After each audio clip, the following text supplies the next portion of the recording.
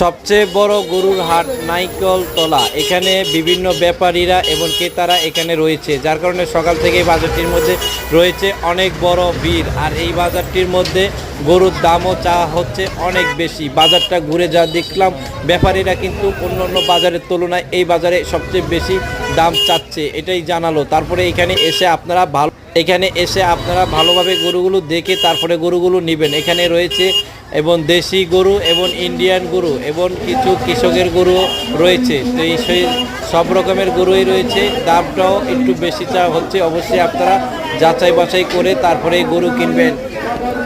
আমরা